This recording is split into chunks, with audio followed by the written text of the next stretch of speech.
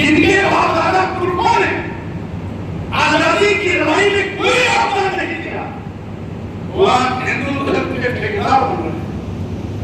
वो देश को बांटने के लिए हिंदू राज की मांग लगा रहे हैं। मैं कहना चाहता हूं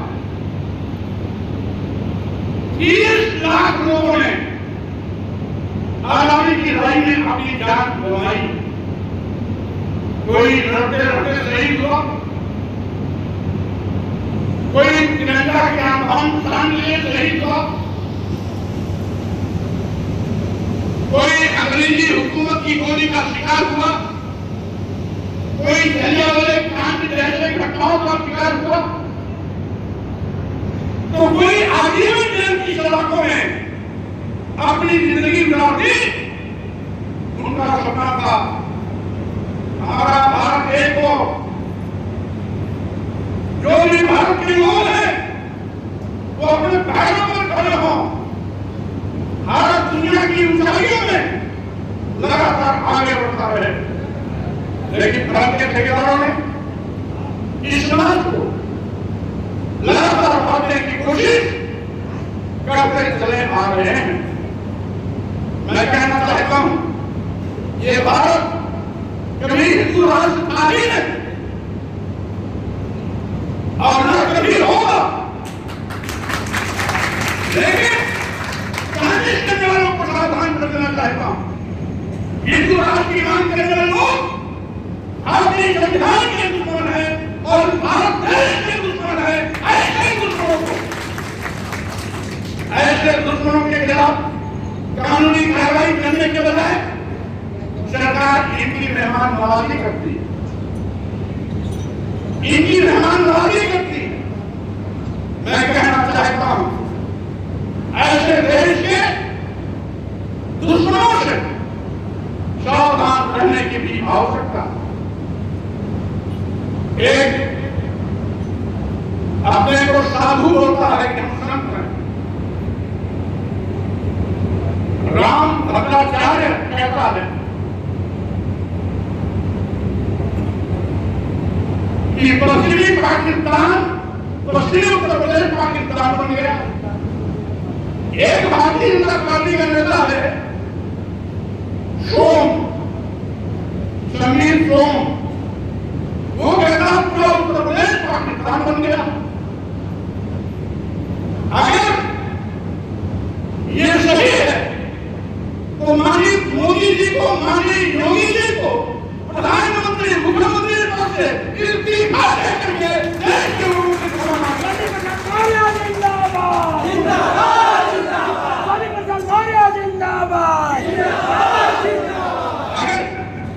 उत्तर प्रदेश पाकिस्तान बन गया, पश्चिमी उत्तर प्रदेश पाकिस्तान बन गया, तो हिंदू धर्म के ठेकेदार मोदी जी, योगी जी क्या कर रहे हैं? ये मोदी जी, योगी जी का निकम्मापन नहीं है, क्या करता है? और ऐसा है तो इनको कुर्सी छोड़ देनी चाहिए, और अगर ऐसा नहीं है तो राम भद्राचार्य को जेल की सलाखों में भेज देना चाहिए। तो इस देश को बांटने की नाकाम कोशिश कर रहा है। आप जानते हैं इतिहास बात का जवाब 1100 साल तक इस भारत में मुस्लिम शासक रहे। 1100 साल तक शासन करने के बावजूद भी कभी हिंदू खतरे में नहीं आया। लेकिन आज जब से भाजपा सरकार आई तब से हिंदू खतरे में आ गया। ऐसे निकम्मे लोग जो हिंदू का ठेकेदार बनने के बावजूद भी हिंदू की रक्षा नहीं कर सकते, उनको सत्ता छोड़ देना चाहिए, कुर्सी पर नहीं बैठने देना। और फिर ये भूल क्यों जाते हो राम भद्राचार्य? ये देश जितना हिंदुओं का है उतना ही मुसलमानों का है, उतना ही सिखों का, उतना ही ईसाइयों का, उतना ही बौद्धों का है, उतना ही जैनियों का है, उतना ही पारसियों का है। यानी भारत में जितने भी धर्म के लोग हैं ये भारत उन सब का है। हमारे ये देश भारत से एक संदेश दिया था कि भारत पूरी धरती को अपना परिवार मानता है, वसुधैव कुटुंबकम। लेकिन ऐसे शरारती लोग जिनके दिल दिमाग में गोबर भरा है, वो जहर उगल रहे हैं। ऐसे लोगों से भी सावधान रहने की आवश्यकता है। ये जो अवधराचार्य है, अवधराचार्य का तो बोल रहे हैं कि मुस्लिम समाज फकीर बच्चे पैदा करते हैं, मुस्लिम समाज की महिलाएं फकीर बच्चे पैदा करते हैं।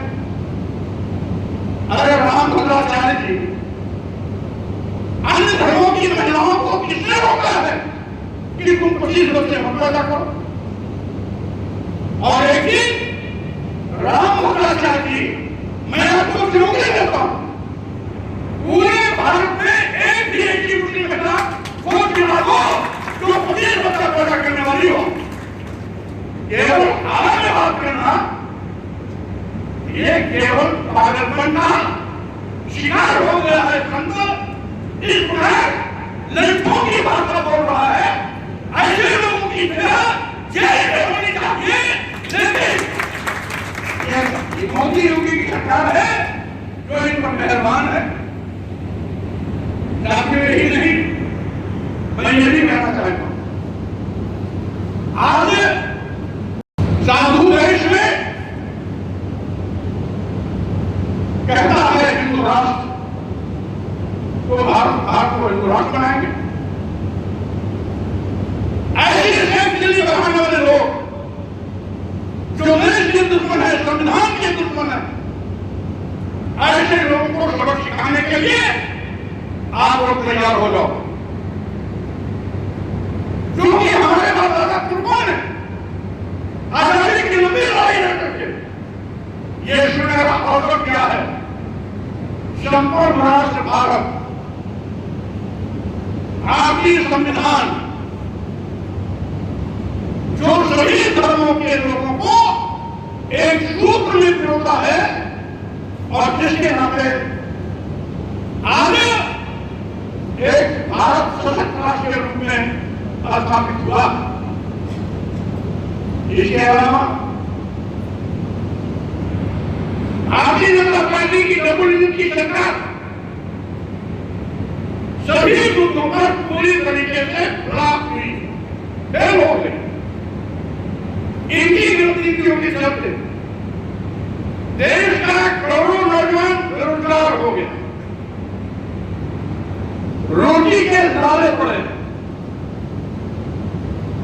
हाई क्वालिफाइड लड़के लड़कियां, graduate, post graduate, BBA, MBA, BTech किए हुए लड़के आज या तो ठोकरें खा रहे हैं